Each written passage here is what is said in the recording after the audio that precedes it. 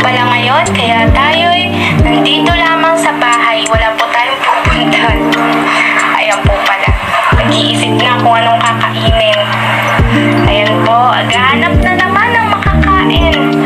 Mag-isa nga lang po pala ako ngayon dyan. Kayong tulog na naman po ang aking mga kasama dito sa bahay.